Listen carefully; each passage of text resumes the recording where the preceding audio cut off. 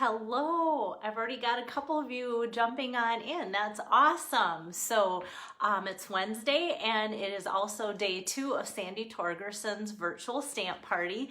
And I'm excited to bring a special card that group loves to her group of crafting friends. They love to do a lot with coloring and such. And so for those of you that like to color, I'm going to do some coloring in using some of the blends here today. So I hope that you enjoy and have some inspiration.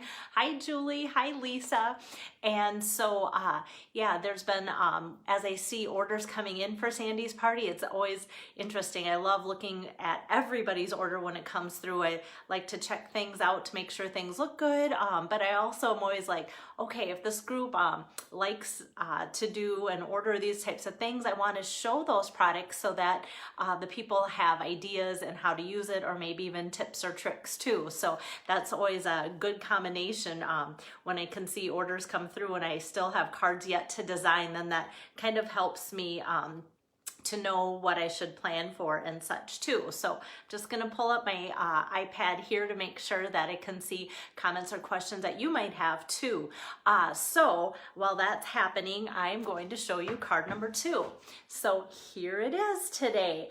And I haven't done much lately with that back on your feet stamp set. And so that's the one with all the cute things.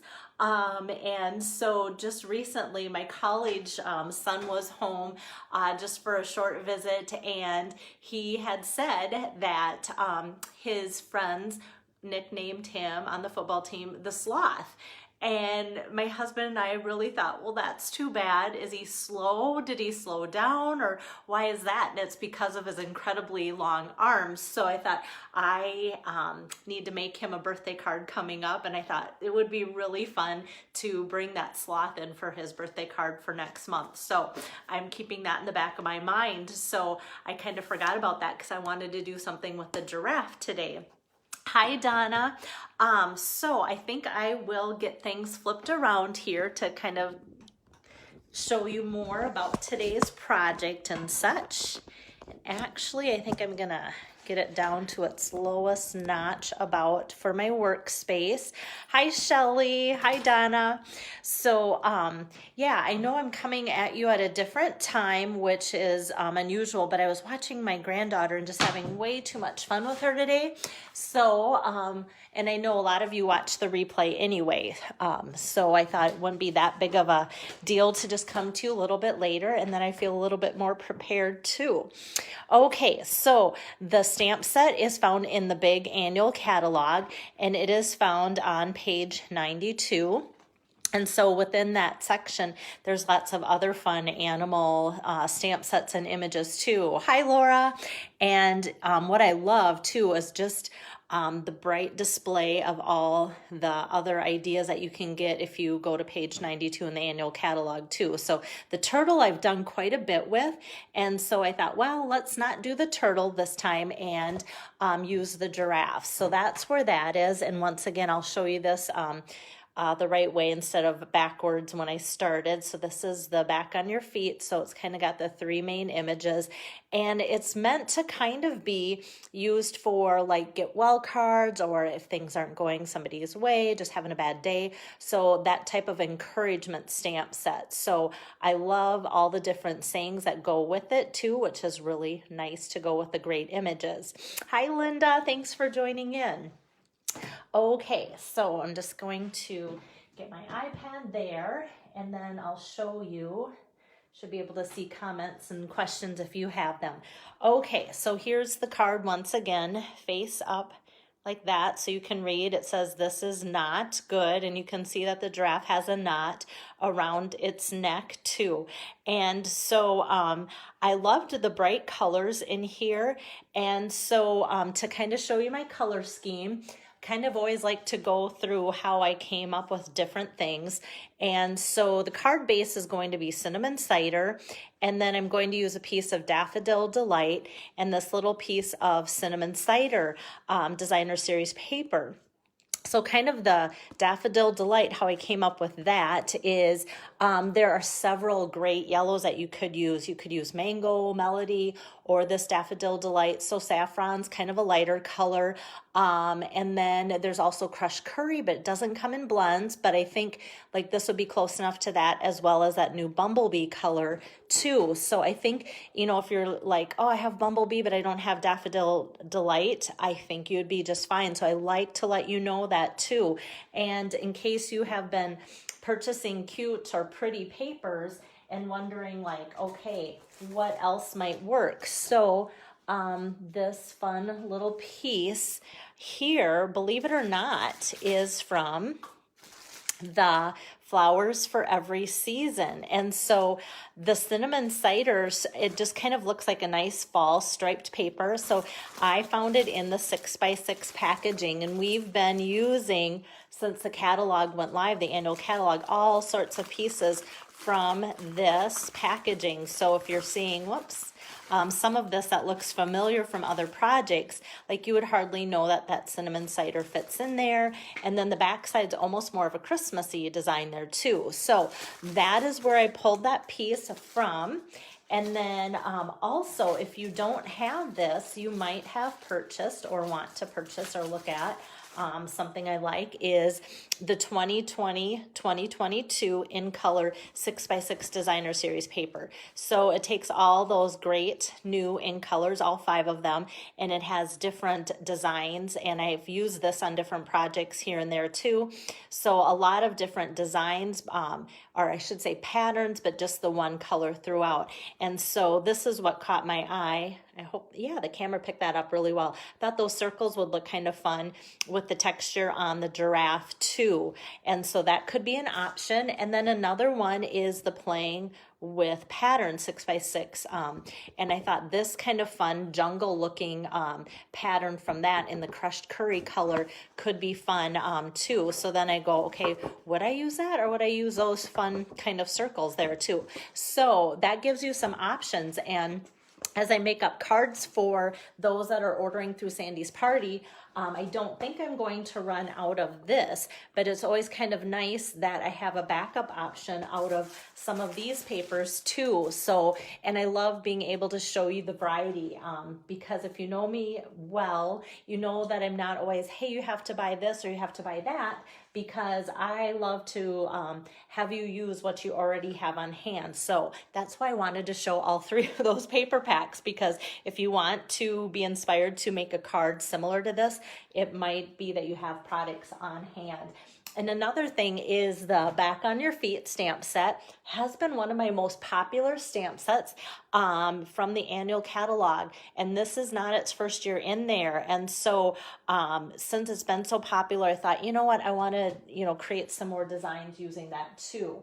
Okay, so I think what I'm going to do is start by stamping my giraffe.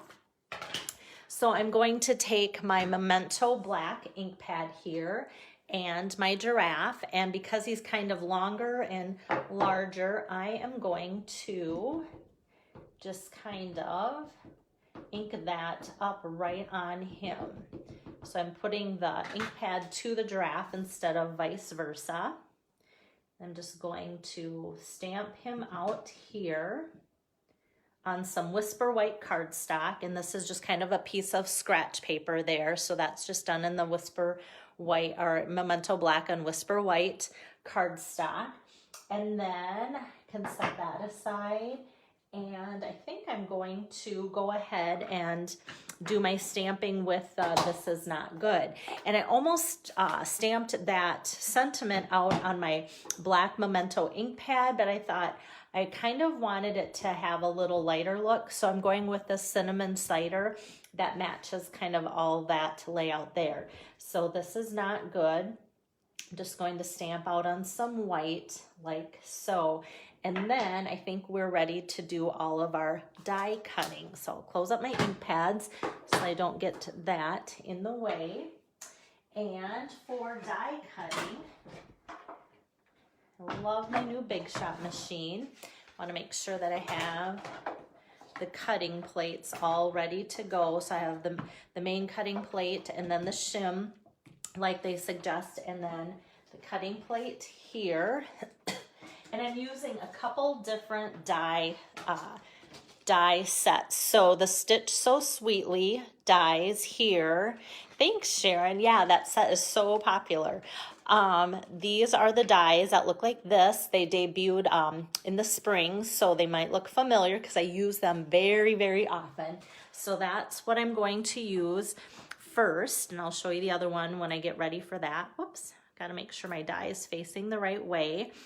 And this is like a framelit, so we're just going to frame that giraffe like so. I think my magnetic plate will be here tomorrow from UPS. I think the holiday kind of messed up some of the shipping schedules, but I'll be anxious to show you guys that new magnetic plate. I'll be anxious to use it. Okay, so I just want to make sure that that holds the giraffe in place. And I'm just going to pop him out. Oops, get rid of that, and then pop out the giraffe. And you can see not only the nice scalloped edge on there, but how it's stitched around there too, which is always kind of fun to have that look. So I'm gonna set that there. And then the next thing that I'm going to cut out using that same sandwich or platform is the This Is Not Good, and a little mat for that. And the two dies, small and larger, from the circle, you can see they almost look like little wheel or tire treads there. Those come from the Tasteful Labels dies. Tasteful Labels dies there. And I've been using these a lot since they debuted in this annual catalog. So lots of great choices in this label set too. And I feel like I'm using the two sets together quite a bit. So this I'm just going to center in there. And then this one I can just lay on there because it doesn't have to be any certain way. And then I'm just going to wind that through.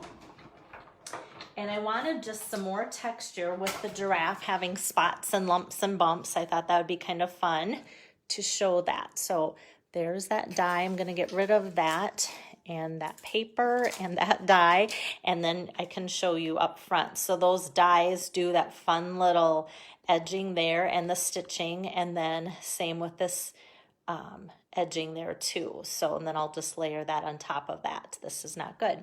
Hey Pam, my friend Pam got snow out in the Black Hills, and I went, no, keep it there. It looks pretty, but we don't want it. Oh, and then there's one more thing that I need to do that probably didn't show up too much on the card here, but before I forget, look at that fun hammered metal embossing folder. So I have just a piece of paper that is 4 inches by 3 1/4, and I'm going to put that through with my hammered metal 3D embossing folder. So the 3D embossing folder is a little bit thicker, so I was anxious to show you that we get to use a different sandwich, and whenever we get to learn something new and fun, I'm glad that I can show it and learn right along with you. So this is the sandwich here, so we just need the number 1 platform here, and then I'm going to put my piece of cardstock in here like so. And then number 4 plate. So that's all you'll need. So just that specialty plate there, and then that goes through so nice and easy. Hi, Nancy. So this is so fun. I think it just really goes well with the jungle animal giraffe look. So I'm excited that Stampin' Up! Has something that not only can look like hammered metal when it needs to, but also fills in that gap for animal things. I'm going to see there, I can get my camera one more notch down. So I'm going to do some coloring, and I feel like I need my camera at a different angle, and I tried that one day and it was not a good day. So hopefully you can see what I'm going to be doing here with my coloring. So I have Daffodil Delight, light and dark, and then I have my Cinnamon Cider, which is a newer combo pack of blends that I love for animals. And I need my glasses. There we go. So I'm going to just use the darker and the bullet tip of the Cinnamon Cider, and I'm just going to go over all these little circles. And so it's things like this that I don't often do, like at stamp camps. Well, actually you would be doing it if it was stamp camps, but different home demonstrations, if there's some tedious coloring and such, but I think now with the weather really getting like suddenly cold, I just want to sit and color and do things that are kind of cozy. And so this really didn't bother me to sit down. So it could be something that I could have just done a couple steps and showed you a different giraffe that I had pre-colored, but you get to be my captive audience because my house is just quiet, and so you can hear my squeaky marker a little bit as I color in all those little dots. And so I'm just using the one dark color because the dots are on the giraffe aren't big enough that I didn't think it would really pay to use a light and dark to notice the difference. And I know there are gurus, I know gurus that love to color, and they would beg to differ, and they would say, oh, but you could get so much pop, more pop if you did that. So next I'll switch to my Daffodil Delight, and I'll start with my dark and the bullet tip of that. And I'm just going to color in my ears. I'm just going to color in because the ears aren't all that big on the giraffe. So I'm just going to color in all of that solid on the dark. And then I'm just going to kind of trace, kind of color more around the nose, and just kind of do that, and then trace around the eye to give it a darker look. And I call this feathering. I just, where all those spikes are, I'm just feathering that color. And there's only spikes where the giraffe must be in pain from having his neck in a knot. So wherever there's nice black stitching marks from Stampin' Up's imagery, then I just kind of color those areas a little bit darker with the darker Daffodil Delight. So just kind of drawing lines in here and there, not a lot with the dark, like so. And that's all I'm going to do for the dark Daffodil Delight. And then I'm going to go back with the Daffodil Delight in the light color and just kind of go over the dark, but then push it towards the places that need to be filled in, and that will blend the two colors so that there's not a definite line in your coloring in. So then it's pretty easy to do this last step because everything else just gets finished by filling that in. And the other nice thing is if by chance you have little areas where you might have went outside of the lines in coloring in your little spots and such, the blends kind of help be forgiving in that area too, and don't we all need that when coloring in? So it's kind of fun to just be able to kind of blend and push it back in, and so that helps with that too if you feel like it didn't look as perfect as you wanted it to. So there, so that didn't take really too long. I used to not like coloring because I didn't have the patience for it, but then when they came out with blends, oh, love it. Okay, I actually want the brush tip. This is the Smoky Slate light color, and I'm going to use the brush tip for this, and so I'm going to try and put it in the camera. I'm actually sitting down while I do this because I color better sitting down. Okay, so the brush tip versus the bullet tip. I'm not doing very well with that. I think the camera's just not picking it up very well either because it has other things in the background. So there's a little piece on there. I'm just going to color that just really lightly like so. And I tell people this Smoky Slate color is so underestimated because it goes from making that giraffe plain to standing on something. And sometimes I'll even take this marker and trace out the whole animal, and it almost makes it look like it's been cut out and popped up on there too. So just adding a little bit of Smoky Slate, I use that often for when I'm coloring my projects, especially anything kind of in nature. I like to kind of ground things like that in that way. And then for assembly, I am just going to take my card base, which I said was cinnamon cider. I want to make sure I have it facing the right way. So 5.5 by 4 1/4.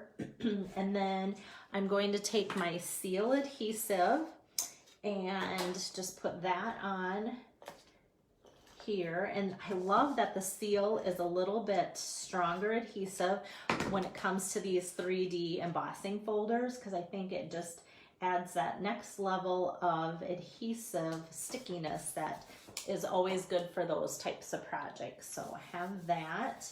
And then, so like I said, this was cut 4 by 3 1/4. And then this one, I cut with size in mind. So normally, like for looks, if I had maybe a 12 by 12 piece of paper or something, I might have cut this up a little bit more, but I cut this 4 by 2 so that when I have a 6-inch piece, here it is, I'll pull it out here so you can kind of see the sheet here. So then I cut it 4, and then when I go 2, 2, and 2, then I can get 3 strips here. And if I want it facing the other way, I could actually get another piece out of there because it would be 2, and then I'd be left with like a 2 by 2 square. So sometimes I like being frugal with paper. Sometimes I just love that I'm using it up. But I always think it's fun to give you guys tips. And not only is it helpful with frugalness, but sometimes it's all you have and you just need to make it stretch if you're making a few cards that way. And then I debated about popping up the giraffe, but I think I'm just going to put this guy down with regular adhesive, and then that way I can pop up the greeting and I'll know that it's not going to get too bulky for the mail system. And so then I have my sentiment here from before. I'm just going to put a couple little dots or swipes of that adhesive on there too. And that's going to go right on there. I love how these two layer from the Tasteful Labels die set. And then to pop that up, I'm going to take a couple dimensionals. Actually 3. Nancy's watching, so if I can fit even 10 on there, she would love that. Okay, so dimensionals are good. They really add a pop to your project, so we can put that there. Okay, so we have that, and that looks good and okay and everything, but you know me, if I can add an accessory, I will. I almost thought about that copper ribbon to put that around here and such.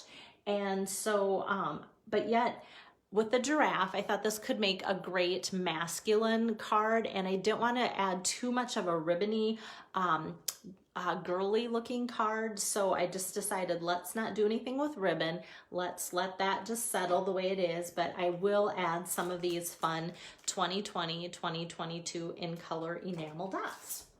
Hi, Carla. Thanks for joining in. So with my Take Your Pick tool, it's great to just take that putty and have it stick to that. Stuck so well, it stuck right back. Okay, so I'm just going to put one on the side in the middle, and then one on the other side there in the middle, like so.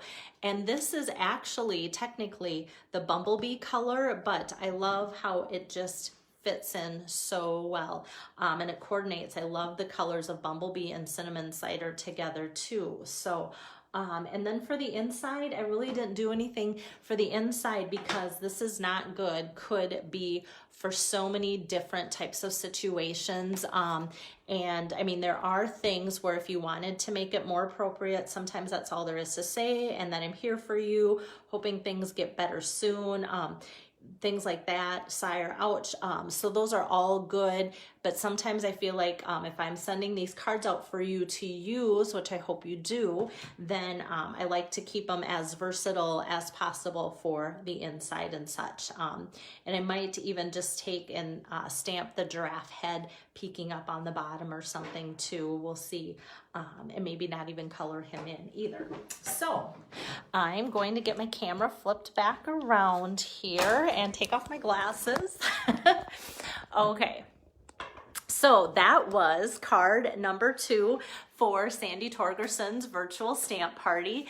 And like I said, it came in a little bit later tonight, but I know Sandy wouldn't be able to watch me during the day, and she probably still can't because she is a busy, good school teacher. And I was busy, like I said, with my granddaughter today, which was a lot of fun. So how you get the virtual stamp party cards through Sandy's party is you can order using her host code. I had it there on my crafting station. paper, and then I'm going to now post this code or this card with the code to my Facebook page here, so you'll be able to see that if you want the cards. So there was a card yesterday and then today's card, and then I'm going to craft another one for tomorrow for her party. And with a minimum $25 order using that code, then you get her cards. So that is how that works. And then after tomorrow, then I will go back to crafting some of my creations for September stamp camps, where I'm making 10 cards for that too. So you guys are keeping me on my toes, but just know that there's still open dates for September, or even looking forward if any of you are also interested in doing this virtual thing. I know I have heard often that you guys are enjoying the virtual press. Hope that we can continue to do this safely, and that you're getting some inspiration. And know that you can always ask if you have questions too on any of the products and anything that I'm using, showing, or doing. So have a great rest of your evening. Take care.